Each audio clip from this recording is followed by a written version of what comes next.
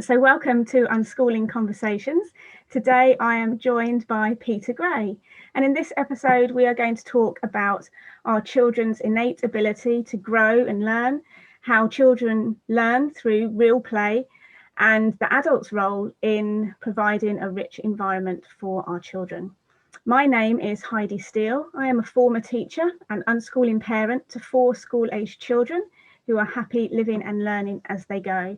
I've been unschooling for almost 10 years. I blog regularly and I have a Facebook group called Live, Play, Learn, where I provide daily support and encouragement for unschooling families. So today I am joined by Peter Gray, author of Free to Learn, research professor at the Department of Psychology, Boston College, and regular contributor to the Psychology Today blog. Welcome, Peter. Would you like to introduce yourself further? Sure, I could say a little bit more about myself. I'm, as you mentioned, I think you mentioned, a research professor at Boston College. I'm in the Department of Psychology and Neuroscience. I am an evolutionary psychologist, which means I'm interested in human nature, how our nature came about by natural selection.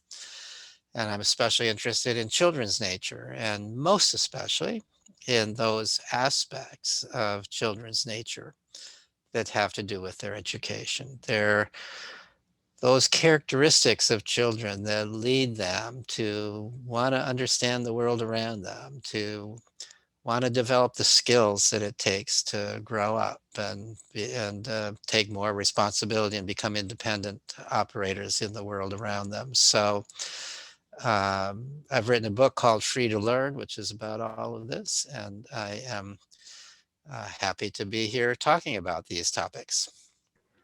Fabulous. Well, we're really pleased that you were able to join us. I wondered if you could share a little bit about how your interest in self-directed education and a children's ability to develop and grow through their play, began. Where did this all begin for you? Yeah, I actually described this at the beginning of my book. I won't go into great detail about it, but briefly, yeah, I was very happy doing laboratory research on the binding of certain hormones in the brains of rats and mice and looking at how that affected their motivated behaviors of various types. But meanwhile, I had a son who was rebelling in school. Causing a terrible nuisance. He was he was such a nuisance to the teachers. He felt that school was prison. He made it very clear that he felt that from kindergarten on, through, he was there through 4th grade. And with every year, his mother and I would have meetings with school personnel about what are they going to do with our son? I think they blamed us for it. They believed that we were not making him follow the rules or something like that, too permissive or something, that he was.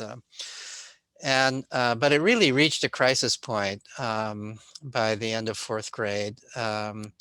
It led to a meeting in the principal's office where supposedly what was supposed to happen at this meeting was the principal of the school, the assistant principal, his classroom teacher, the school psychologist, some other psychologist that they brought in for special purposes for this, and his mother and I were all to give to my little son the unified message that he had to follow the rules at school. He didn't have any choice about it, and we were all very unified. And so we said our piece, and he looked at us all and he said, "Go to hell." He was 9 years old at the time. And I started to cry, and his mother started to cry. And we looked at one another, and we knew from the way we were looking that we didn't want to go to hell. We had to be on his side. We couldn't be against him. We had to be on his side. And that was really the turning point. We decided, okay, he doesn't want to be in this school. We've got to take him out. We didn't know what he was going to do. This was a long time ago. We didn't really know anything about homeschooling, and I don't think it would have been the right thing for us anyway in our situation. But we looked around. We tried to look at various progressive schools, private schools, none of which we really could have afforded. But I think that it turns out he could have gotten a scholarship there. He was good at test taking. He took some kind of a test that showed he could, that he would be a prize student at those schools. But I think he made it pretty clear that he didn't like those schools either. And so we we finally found a school. I was aware of this school, and I'm somewhat ashamed of myself that we didn't look at it earlier. But this is a school called the Sudbury Valley School, which was actually within walking distance, 2 miles from where we lived. At that time, that was regarded as walking distance for a 9-year-old. Um, and um, and this was a school that when my son visited, he said, yeah, this is what a school should be. And it's as different from a typical school as you can imagine. There are children there from age 4 on through teenage years, on through high school age, but they're not segregated by age. They interact with whomever they want. There are no classes even offered. If children want a class, if a group of children want a class for some reason, they can get together and form one and usually talk a staff member into leading it. But basically, the children are playing, they're exploring, they're doing just pretty much what you would expect kids to do when they're free to do what they want. It's not chaos because there are, in some sense, it looks like chaos. I mean, a typical school teacher would think it was chaos, but there are clear rules. But the rules are made democratically at this school. They're voted on at the school meeting where every student and staff member has one vote. And the rules have nothing to do with learning, however. The rules have to do with the kinds of things that any reasonably large group has to have rules. You can't, in this case, there were rules. You can't litter, you can't destroy property, you can't hurt one another, you can't, there's a kind of a general anti-bullying rule that works pretty well. So those are the kinds of rules. They're all made democratically. They're enforced democratically by procedure that's sort of modeled after the American judicial system. And and that's the school. And there's a lot of things to do, but nobody's making you do anything. If you want to just sit in the corner and sit in the corner all day, at least no staff member is ever going to come around and say, why don't you get out of the corner and do something? Because the belief of the school is that children are naturally want to learn. Children naturally will take initiative if you give them time to do so. Sometimes children come there who've been sort of burnt out at school, and they will just sit there and act like it's so boring here, there's nothing to do. But the philosophy of the school is, well, let them be bored until they can't stand being bored anymore, and then they'll get up and do something, So, and if they don't do anything, that's all right too. I mean, maybe they're thinking deep philosophical thoughts. You don't really know what somebody's doing when when they look like they're not doing anything. So at any rate, that's a somewhat longer story than you asked for, but that's how I got interested in the school. So I was happy that my son was happy at this school, but I was also a little worried. I've sort of been in school all my life, and I was concerned. Well, if he wants to go on to a job that requires higher education, can he do that after graduating? If he does all of what would be his normal primary and secondary school years there, would he go on to college if he wanted to? I didn't think of myself as the kind of parent who would push that or be disappointed if he didn't, but I would want that to be a possibility. And also, I wondered, what kind of jobs do people go on to after not having anything that looks like typical school? And so at first I tried to get somebody to do a study of the graduates of the school, somebody who who would be more qualified than I was to do that. I was in a completely different research area, but I couldn't find anybody interested and willing to do that. So I finally decided to do that myself. I did a study of the graduates of the school, partly because of being intellectually curious, but also as a parent wanting to know, I don't want my son living in my basement his whole life because he can't get a job, So I, um, so I did this study, and it was very eye-opening. So here we're at that time, that was a long time ago. The school was smaller then. It had been in existence, however, already for about 13 or 14 years.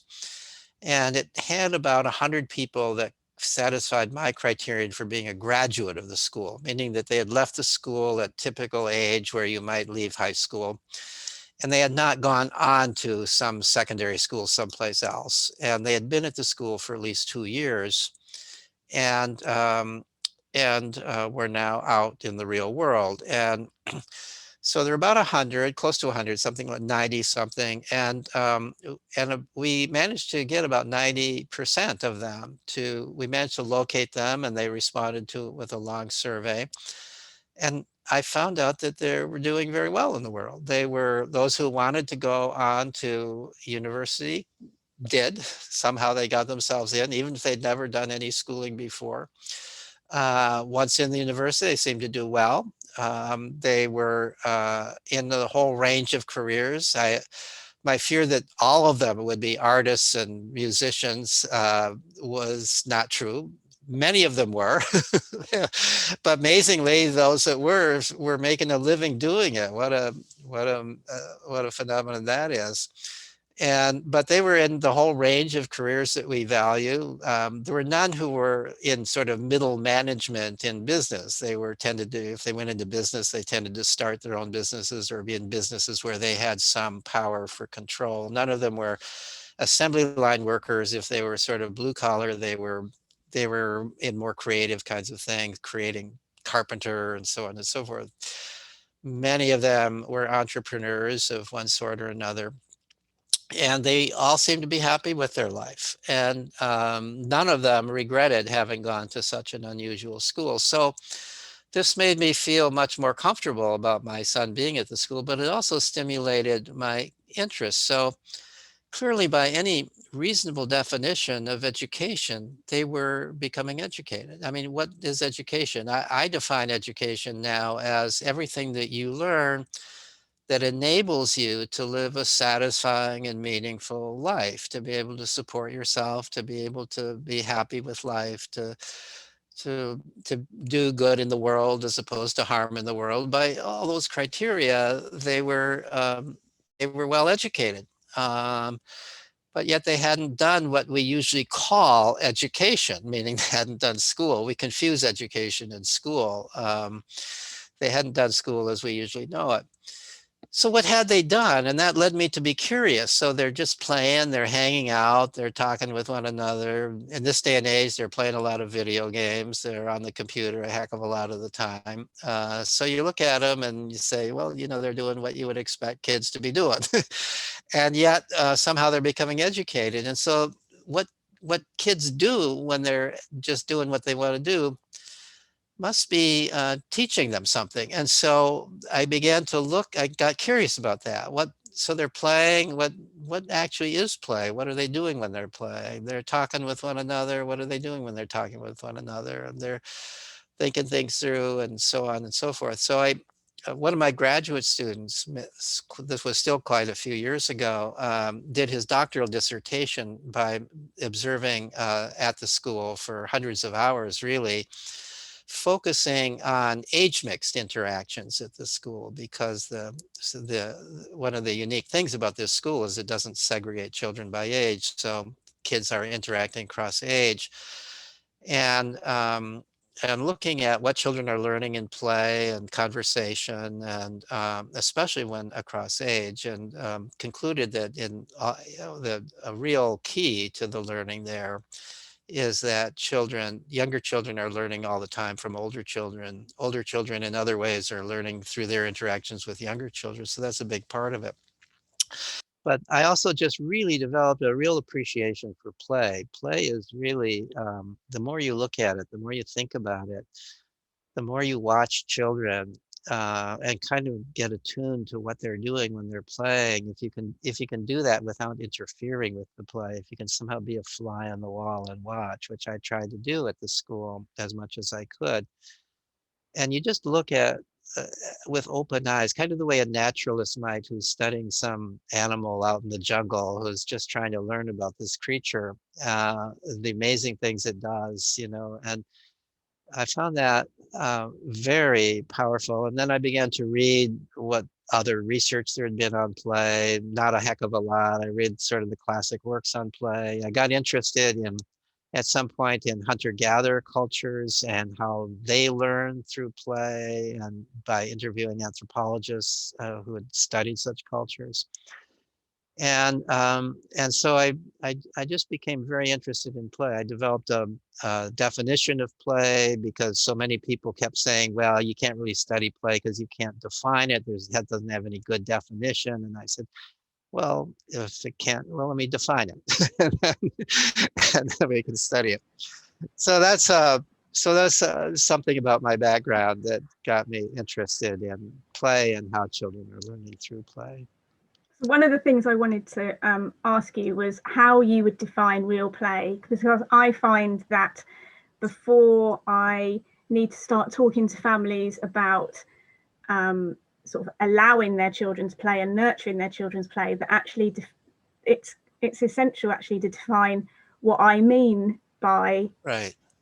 play. So how, you've just talked about how you define play. How, would you like to explain to us your Sure. definition of So play? I define play as an activity that has four characteristics. Sometimes I say five characteristics, but let me start with these four, which are the basic ones.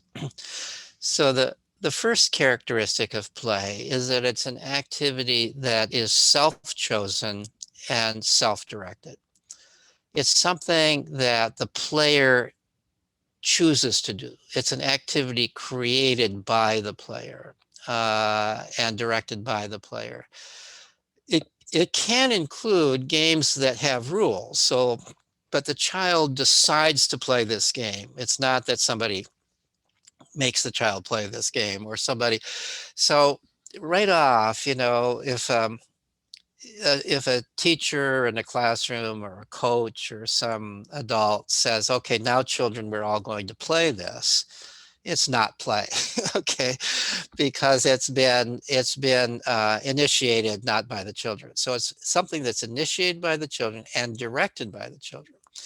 So play can have rules, but the children are free to either accept or change the rules. Children often create their own rules in play. In most play, children create their own rules. But the rules are not often explicit. They're more often implicit rules. So it's self-chosen and self-directed. And the second characteristic of play is that it is intrinsically motivated, which means that you're doing it for its own sake. Now, I argue that you're getting something out of play. You're learning the stuff in play, but you're not doing it for that purpose. You're doing it just because you want to do it. You are doing it. You're not doing it to get, and most important, you're not doing it for some kind of reward outside of itself. You're not doing it to get an A on a report card or to get praise from your parents or to get a trophy or to improve your resume or to lose weight, or you're just doing it because you like to do it.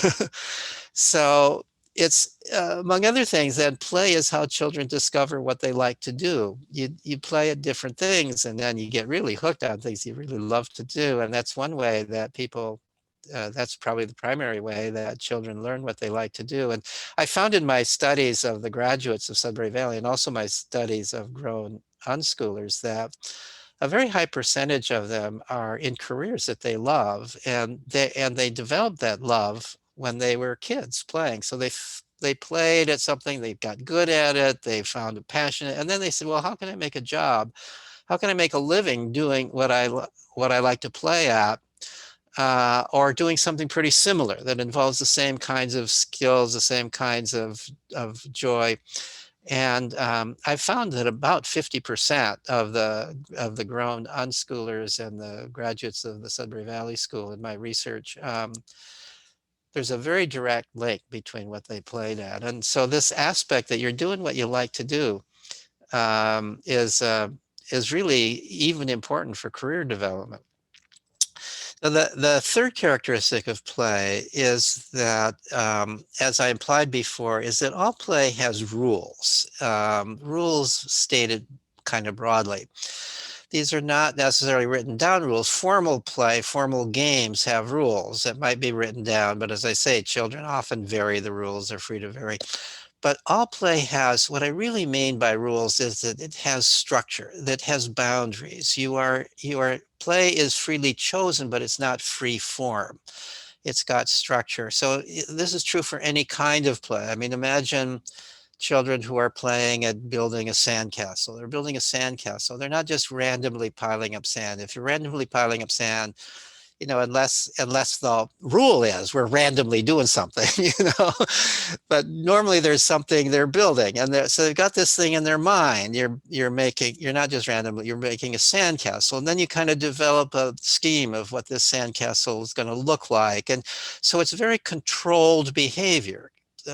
People talk about unstructured play, and I argue there's no such thing as unstructured play. Play is always structured.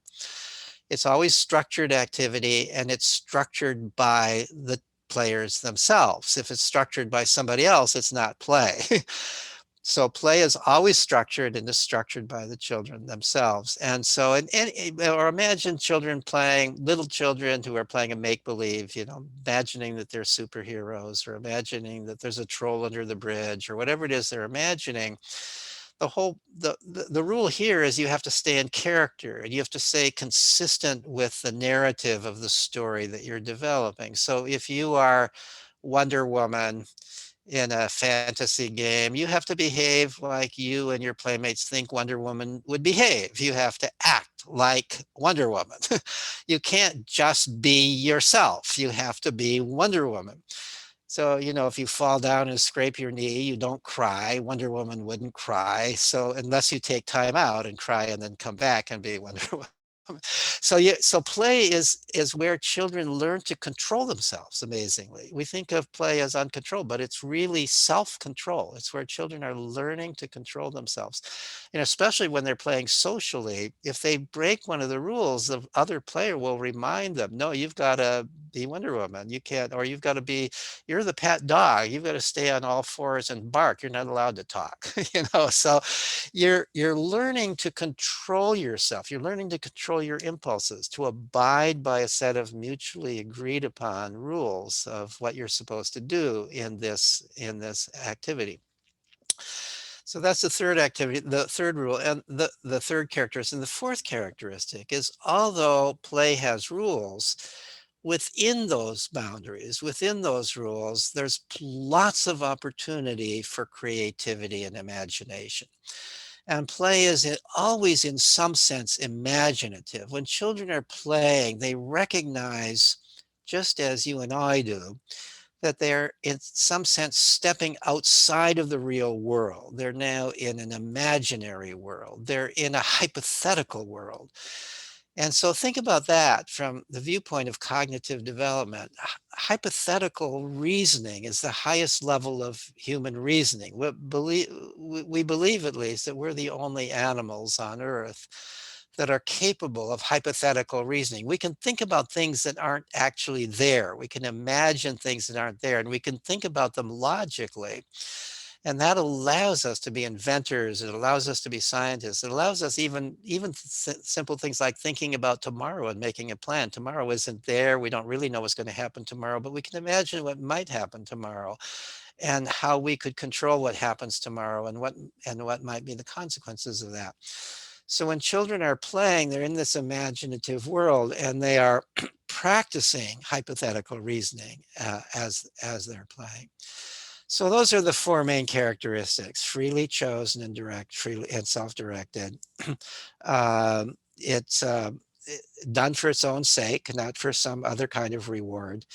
It is structured. It's how children learn to structure their behavior. The structure is in their mind. They have to have a mental concept of what they're doing, and then they're following through on that mental concept. And it involves imagination and creative activity. The fifth characteristic sometimes add is really a consequence of these other characteristics, and that is that it is generally conducted in a non-stressed but highly alert frame of mind. So you have to be alert because you need to be paying attention to the rules. You can't be passive in playing. But at the same time, you're not all overly stressed at any point. You might be somewhat stressed. You might be even playing at something that is deliberately creating some stress. So for example, in your play, you might be climbing a tree high enough that you feel some fear, but you can always come down. Nobody's making you climb that tree. Nobody is even encouraging you to climb that tree. So you can always come down. So just as you're free to start playing, you're free to quit. And because you're free to quit, if it becomes more stressful than you like, more stressful than you can tolerate, you can quit. And because it's in an imaginary world, you're free to fail. There are no negative consequences. So the play world is a simulation world where you can try things out. You can do things where there's no adult judgment about it. There's no passing or failing. There's no trophies or missed trophies. There's no criticism for not doing it well, except from yourself and maybe from your playmates, but your playmates are your peers. And so you take that for what it is. So that's the, so play has these characteristics that really make it such an amazing vehicle for all kinds of learning because you're free to do things. And play, the other thing I should add about play is that because play, as I said, is done for its own sake because it's fun, but it's only fun if it is to at least in some ways challenging. If play becomes too easy, then it becomes boring and you no longer want to play that way. So children will start off playing. I mean, imagine a child, children, for example, learn how to walk in play. Their first walking is playful. They're walking back and forth between a table and a chair, and they're sometimes falling, and they get up and do it. It's entirely self-motivated. Nobody's making them do it. Nobody's encouraging them to do it. They're just doing it because they want to do it. And it clearly has rules. The rule is you're walking on two legs. It's not, you can't get down and crawl on your hands and knees. You've got to walk. And so it's play. But once the child, once that's easy, once the toddler can easily walk back and forth, the toddler doesn't keep doing it. Now the toddler goes on to some more difficult form of locomotor play. Or similarly, a teenager playing a video game gets to level 1 in the game and doesn't just stay at level 1. That's too easy now. So you go on to higher and higher levels, more complex, more cognitively complex levels of the game, or onto more difficult games to play. Children are always, in some sense, challenging themselves physically or intellectually or emotionally in their play. The child climbing a tree is challenging herself emotionally. Can I tolerate the fear? How high can I go and experience fear and learn how to feel fear and learn the confidence that it takes to feel fear and feel that I'm in control of this. I'm not going to die. So you're, whether you're challenging yourself physically or intellectually or emotionally or socially. Play is social. You're learning how to get along with other people. And that's always a challenge, how to get along with somebody who is kind of annoying in some ways, but I still want to get along with this person. I still want to play with this person. How am I going to manage this? So This is what I just love the subject of play, and I started sort of my journey probably about 20 years ago now sort of study and play in preparation to work with young children in preschool and their first few schooling years, which I don't know how they're categorized in the US, but we call it the early years, where they are allowed to learn through play.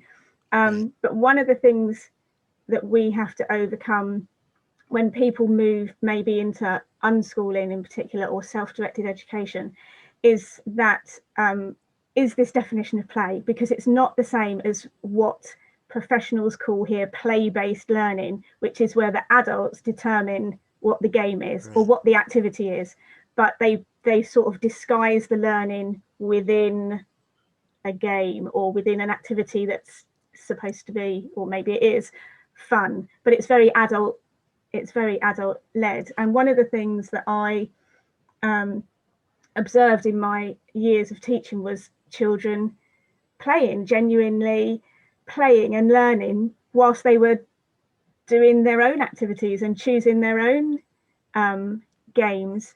And I was fascinated, and that's really for me was the turning point for me when my children, became the right age to contemplate going to school, and I had watched them learning, through their early years up to the age of 5, and I made the decision that they were doing fine, they were doing great. Play was, had got them this far, so we were going to continue in that endeavour. And then personally, that's when I started looking around for maybe other families that were doing similar things, and we found this philosophy of unschooling, and I found, amongst other things, your work, which was a little lifeline at the time, because for me that started to resonate with my own perspective, my own feelings about play. But one of the things that sort of intrigued me at the time, and maybe still does a little bit now, even though my eldest is 13, so we are moving, they are growing and changing. But how does play, so we quite often think of play as for young children and the games that young children play. How does play sort of change, and how does it, as our children get older, how do those skills develop and, sort of, transform maybe into something along that path that then leads them into adulthood? So let me first talk about the issue of so-called play-based learning and actual real play. So, based on what I've said, that what is called play-based learning to me is not play. So because it's something that's it's something chosen by the teacher, and it's something that is oriented towards learning a particular thing. And I can understand why, if you're teaching within a standard school and there's a curriculum to be taught, this might be a more pleasant way for children to learn the curriculum. So I have nothing against it if you're stuck in a standard school and that's your conception of education. Better to make the lesson fun than not fun, to the degree that it is fun. That's not always that every child for whom you say, now we're all children going to play this. My son would have rebelled. He would have said, I'm not going to play it, so, but that was him, But so the difference is, and this is, you as a unschooling mom certainly know this, if you take the unschooling approach, or the approach of self-directed education, you give up the idea that you are controlling what your child learns. You take it on faith that your child will learn in their own way what they need to know for a good life. You provide the conditions, you provide an environment in which, learning how to read is available. There are books, there are people who read, there are people who read to you, and so on and so forth.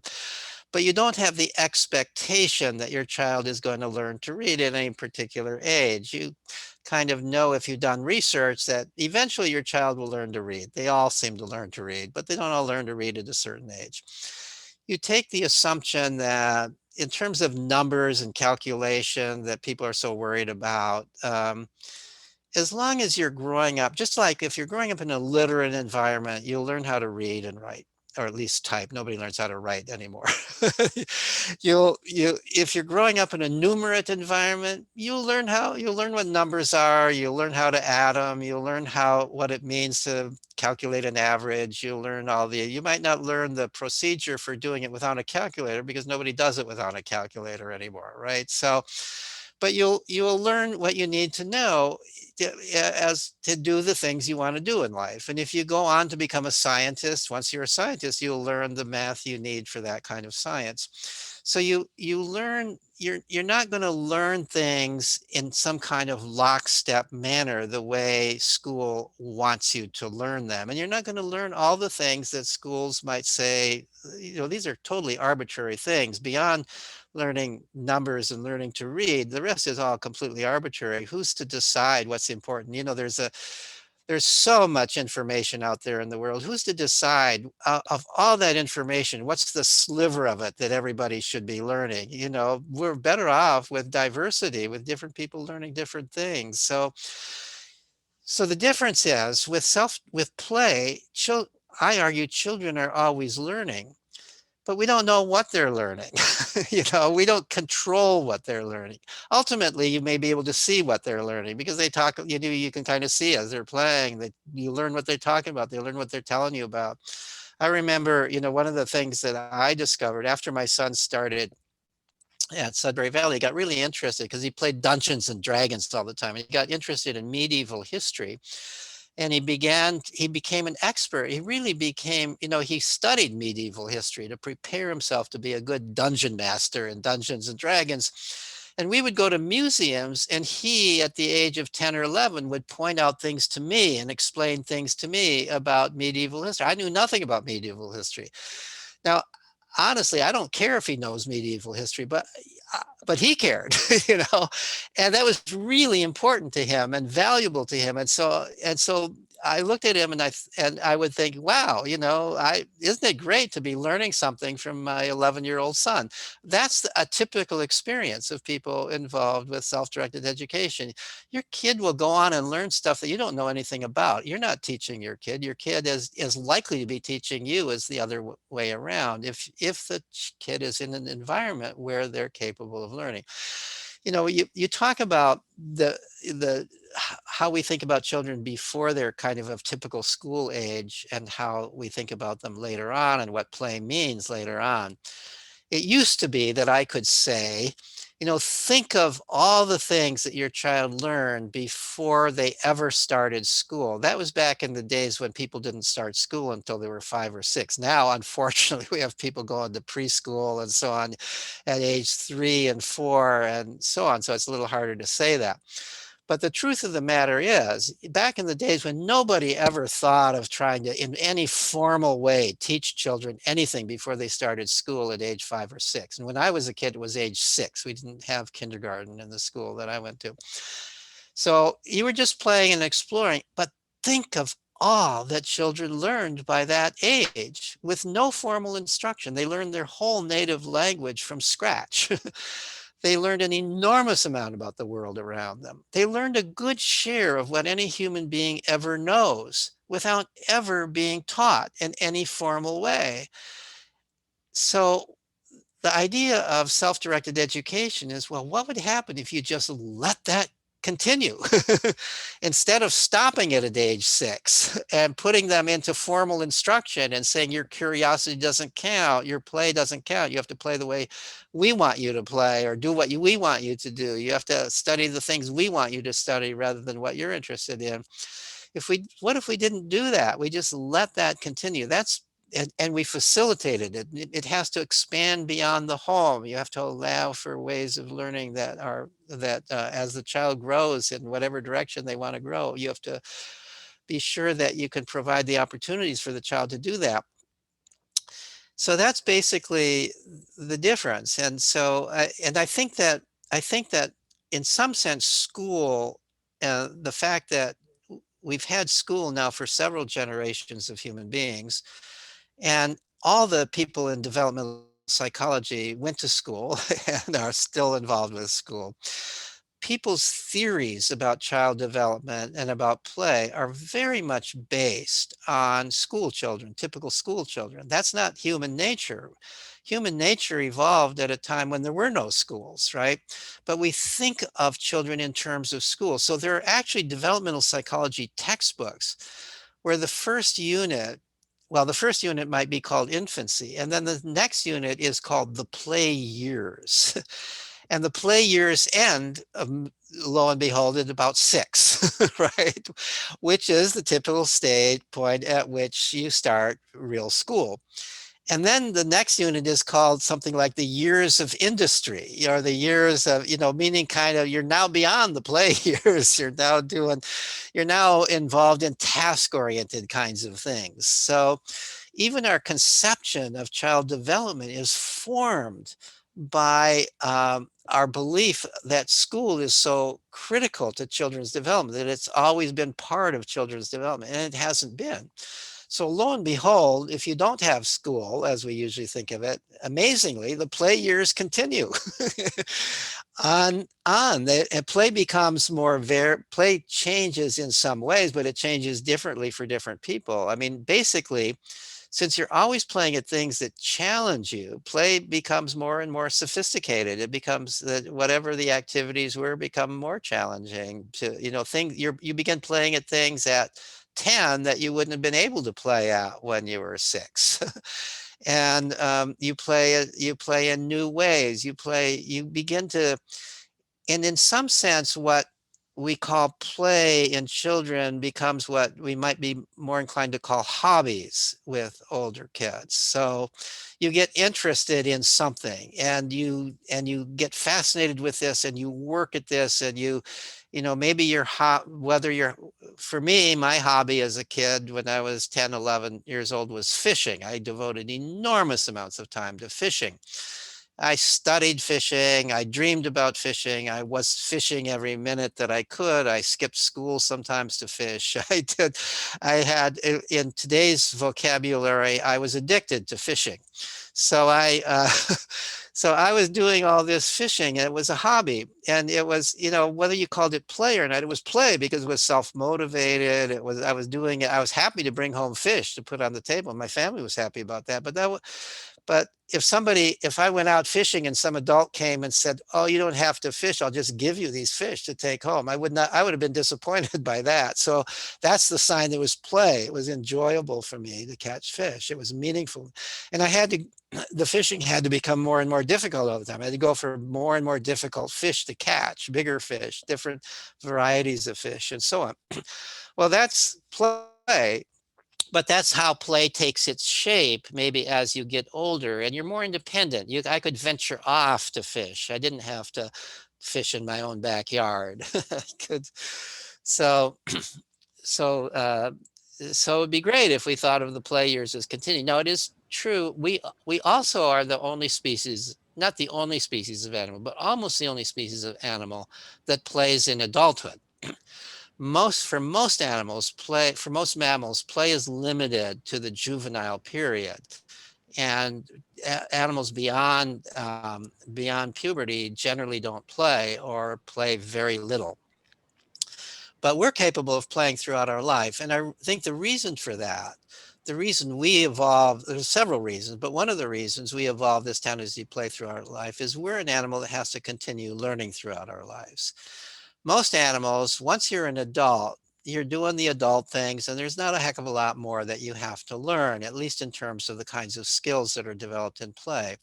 And you're developing those skills in your real activities. So playful predators play at predation, but then once they're really preying successfully on other animals, they don't have to play at it anymore. They're exercising that through what could be called their work, capturing other animals.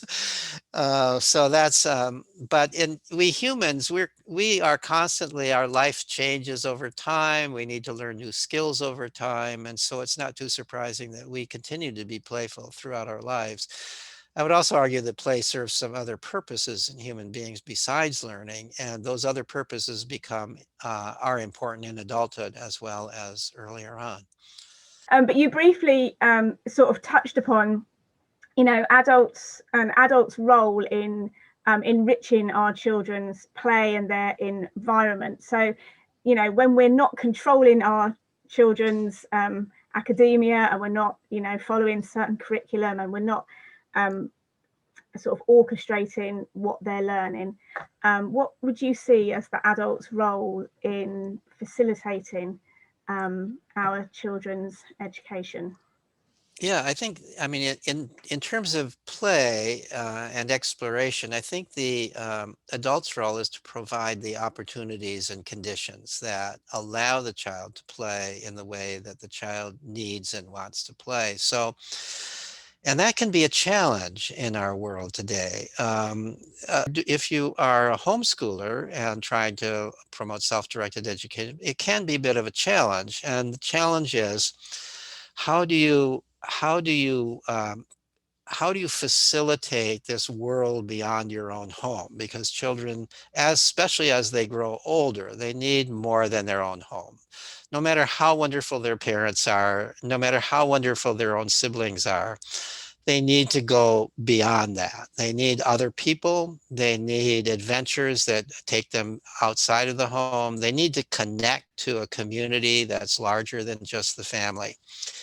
And so being able to provide that, as I think some families is pretty easy. The family is already connected with socially with other people.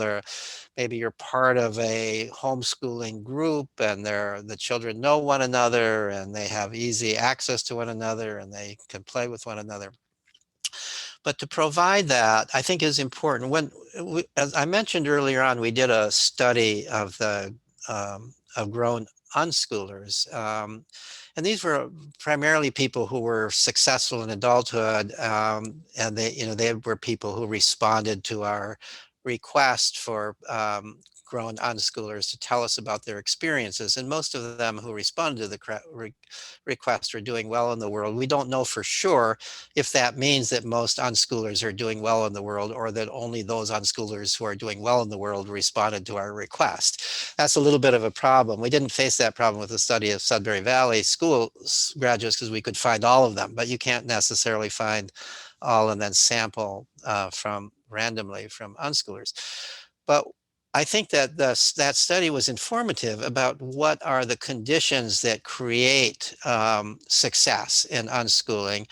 And I think part of it is that the children really had access to a group of people who they felt close with, that they interacted with beyond just their own family, that they had friends who could be adults as well as children of various ages. So many of them, even though we didn't ask specifically about them, many of them volunteered. That a great advantage was I knew people who were older than me, and I knew people who were younger than me. And this provided I learned so much by interacting with those people.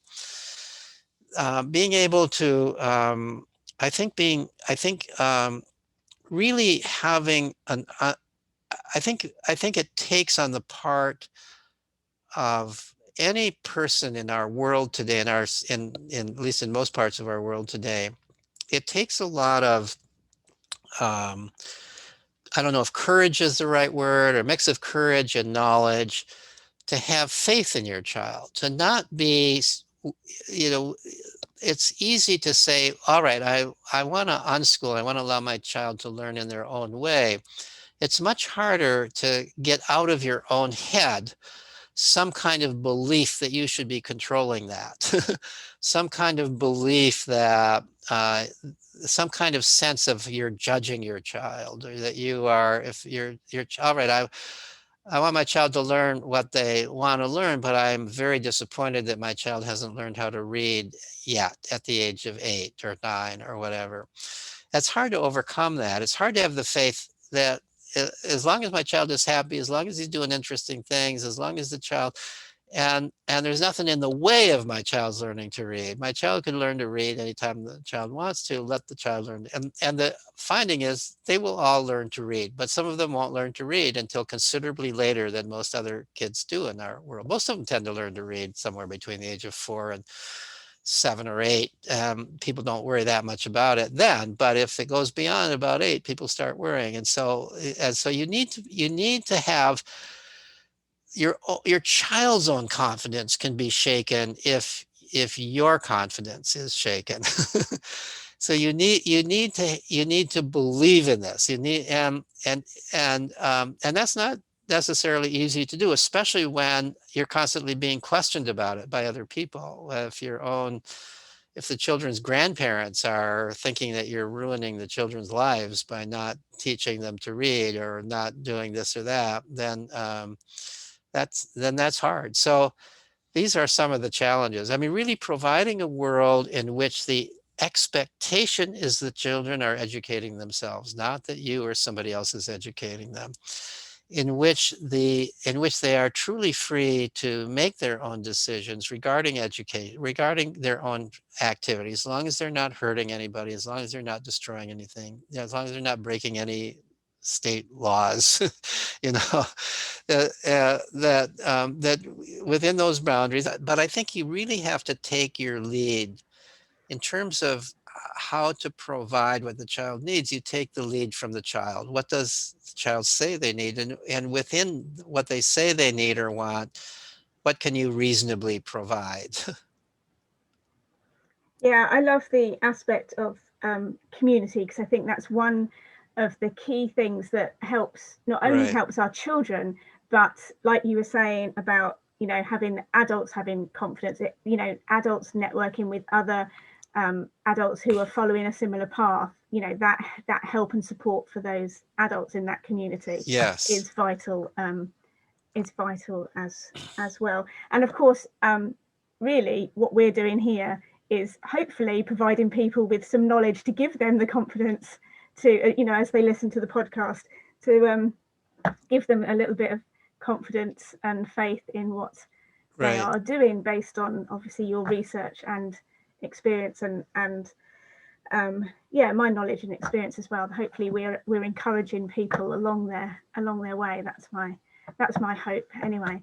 um, so I wanted to ask you what you think the benefits of a self-directed education are, maybe as our final question this evening. Yeah. Well, so there have been the first benefit is really a happy childhood. So children should be happy. And if a child is not happy in school, and many children are not happy in school, that's a benefit all in itself. Childhood is a big part of life, and it's meant to be enjoyed, just as all of life is meant to be enjoyed. It's not meant to be a time of struggling for some future thing. It's a time meant to be enjoyed. Interestingly, nature created us in such a way that the very things that we enjoy in childhood also tend to be good for us in the long run. They tend to they tend to build our mind, they tend to build our body, and children's play and exploration. Children are designed to do that. They do it joyfully, but they're also, as a side effect, they're they're growing. They're growing in positive ways. I would also say that the biggest predictor of adult happiness is childhood happiness. People who are happy as children, I mean, you could say that's partly genetics. Some people are just genetically more happy, but it's certainly not entirely that. People who have a happy childhood tend to have happy adulthoods. You're building a foundation for being happy. You're building confidence. You're building a sense of yourself. You're building a confidence in yourself. You're building a sense that this is a happy world. This is not a miserable world. This is a happy world. This is a world where I can be me, I can do what I want to do, and I can also succeed. you know, that's very different from the message you get in a standard school, where the only way you can succeed is to not do what you want to do, but to do what other people are telling you to do, as difficult and painful and meaningless as that might seem to be. And in terms of at least my observations, it's hard to do any controlled experiments on this and say it in a truly scientific way. But my observations are that those grown people who grew up self-directed in their education tend to have these characteristics. One is they remain self-directed. They remain in charge of their own lives. They tend to go into careers in which they have a lot of say about what they're doing. And one of the things, there's a lot of research showing that people who are in careers where you have a lot of say about what you're doing are much happier in those careers. And if you're the kind of person who says my career, my job is really for me play, it's like play for me, that pretty much means you are in a job where you're self-directed, where you're making a lot of your own choices about how to do things, when to do them, doing them in your own way, being creative about how you're doing them. So they tend to go in those kinds of careers, and that leads them to be happy. They are less oriented towards status and money. They clearly want to make enough money to be independent and make a living, but they're not oriented, generally speaking. There are exceptions. There are some people who just make a goal. I want to be a millionaire by a certain age, and then they go ahead and do it. It turns out not to be that difficult to do if you really want to do that, and if you're self-directed. But most of them don't take that. They don't take, just like, when you go to regular school, one of the lessons you're learning is the purpose is to get approval from other people. That's the purpose of life, is approval from other people. I have to do this. I have to get an A on a report card. That's the signal that other people approve of what I'm doing. And then, or you have to get a trophy. You have to win something. You have to prove that you're better than other people in some sense. And so status and rewards, extrinsic rewards, are what are promoted if you're going to regular school. If you're not going to regular school, you're doing things because they're meaningful, because they're enjoyable, because you want to do them. And that leads to a different attitude about life. I don't choose my career because it has a higher status than some other career, or because I'll make more money at it. I choose a career. I need to make enough money to live a decent life and to raise my children if I want children, and so on and so forth. But beyond that, I don't need a lot of money. Much more important is that I be doing things that are really meaningful to me in my career. So I think that career choice is that way. And as I already said, they're more likely to choose careers that they have passionate interests in, that passions that they developed in childhood. There's also a sense of responsibility that comes with self-directed education. We live in a world where we suffer in some sense from being victims, or thinking of ourselves as victims. I'm a victim of the bad teaching I had, or the bad parenting I had, or I'm a victim of this or that. And I don't want to belittle the idea that some people really are victims of terrible things and of prejudice and poverty and so on and so forth. But I think we overdo it in some sense. And if you're growing up with self-directed education, the the message you're getting right from the beginning is your life is yours. And your happiness is your job. It's not mine. I'm there to do what I can, but it's really you. You have charge of your own life. And it's much harder to play the victim if that's true. And so one of the things that I tend to observe about people who grow up that way is they don't see themselves as victims. They see themselves as in charge of their own life. They see themselves as in control. They see themselves as having what psychologists call an internal locus of control. I can be in charge of my own fate. I'm not a victim of other people's views, of what other people say, and so forth. Now, to some extent, of course, we all are in some sense. We're not ever totally in charge of our own fate. But to the degree that you believe that you have a lot of control over your own fate, that turns out to be healthy for life. That turns out that researchers have shown that you're much less likely to get depressed or anxious or suicidal in life if you have what's called a strong internal locus of control. And my observation is that young people who grew up self-directed have that strong internal locus of control. Yeah, I love that idea, particularly that our children grow up to do things they enjoy.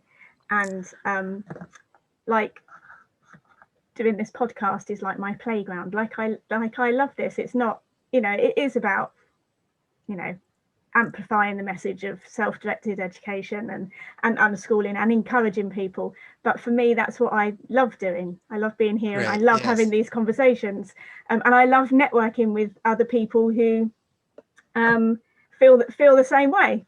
So like yourself. Today's conversation really has been packed full, and I'm really hoping that when people listen to this, they will then come back another day and re-listen, a little bit like a good book, and pick out something new every time they tune in. And it's been a real pleasure to spend this time with you, and I really thank you so much for sharing with us and talking with us through play, the power of play and the role of play in our children's lives. So thank you for joining me, Peter. Well, thank you for this conversation. I've enjoyed it also. I must let listeners know before I finally sign off that they can join me in the next episode, in which I will be talking to a unschooling parent and a self-directed educational facilitator. Oh, that's a lot, isn't it? Kelly Humphreys. And we are going to talk about play again, and we're going to talk about her observations of what play looks like in her educational environment and in her own children beyond the age of 5. Thank you, Peter. That was really lovely, and I do really appreciate the time that you've taken to join me today. All right. Well, good luck with all the rest of you. Thank you, Peter. Bye-bye.